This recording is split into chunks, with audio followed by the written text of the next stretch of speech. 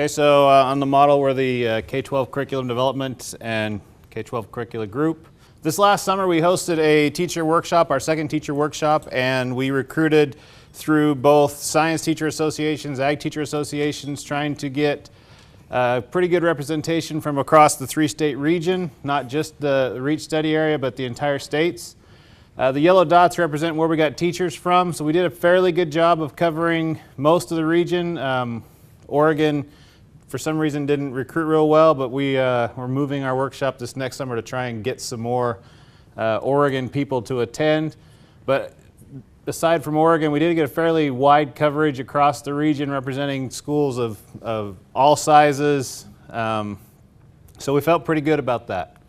The curriculum we put together this last summer for the teachers focused on water quality, on soil erosion, and on ecological cycles. One of the things that the literature suggests and that you've heard all day today is climate change is not a friendly topic, and the schools are no different than the general population. Teachers are somewhat intimidated by it. The literature shows that they don't have a lot of background in it, and so they don't want to teach it. So our curriculum was focused on these agricultural principles and infused with climate science so that the students are getting the science behind climate change without necessarily being hammered with climate change. The idea is that if they understand the science, it's pretty hard to change their opinion against what they know in the science.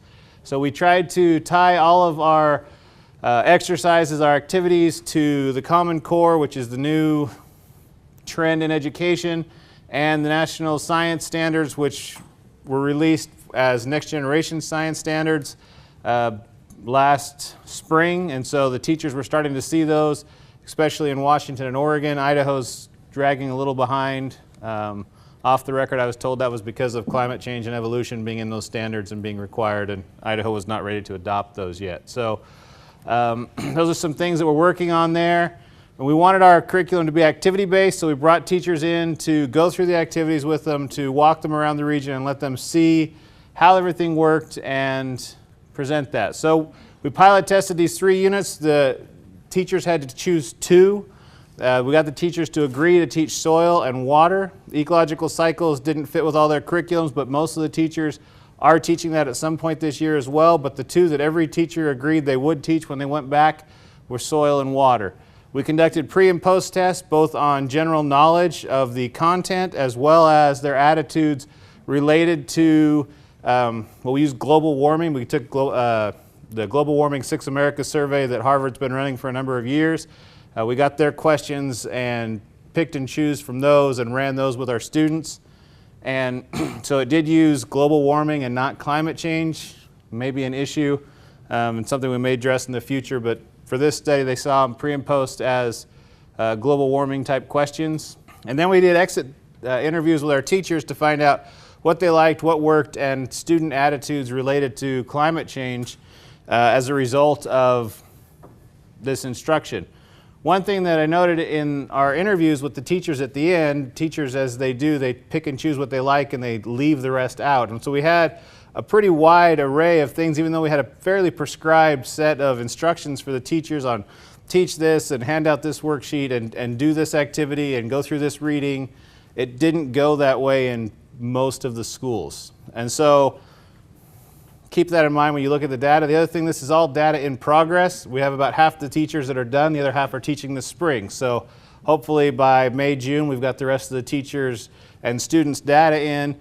So these are our preliminary stuff based on roughly half the teachers that are finished.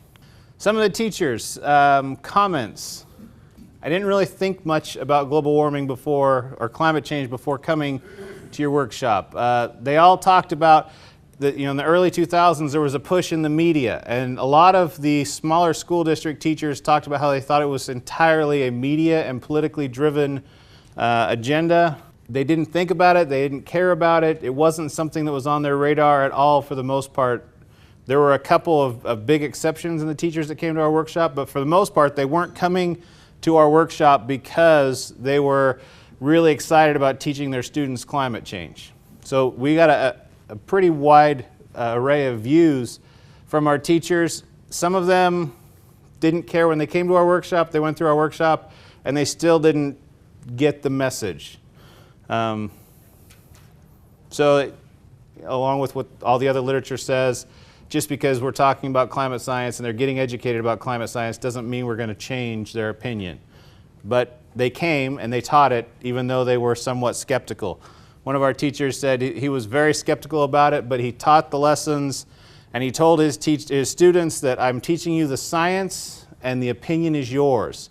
So he said, don't take this out on me. He was very skeptical when he taught it, but he said his students ate it up. So even though he was skeptical, and he says he's a little less skeptical now, the students loved it.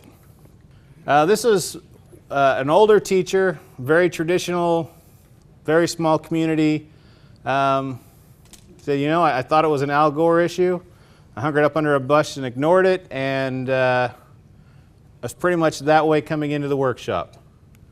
He left the workshop saying that he had a completely different point of view. He had no idea what he'd been missing. So we kind of, I think we did fairly good with our workshop for most of the teachers.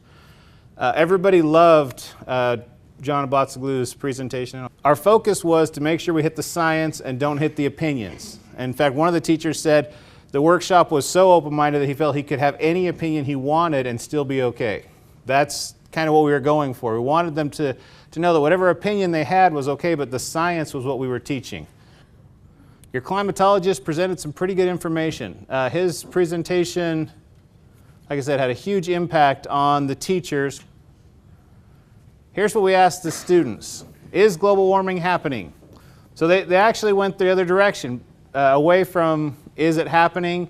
Now keep in mind, one of the things that we taught them at the workshop from some of these schools was that in their region, global warming was not going to really impact them very much because, you know, it was either going to get warmer and better for crops or these sort of things, and these are the messages the teachers were taking back. So this is where I'm wondering if the term global warming might have had an impact versus climate change, which I didn't anticipate ahead of time, but in retrospect, maybe we shouldn't have just taken Yale's work. Maybe we should have changed a few more things on it.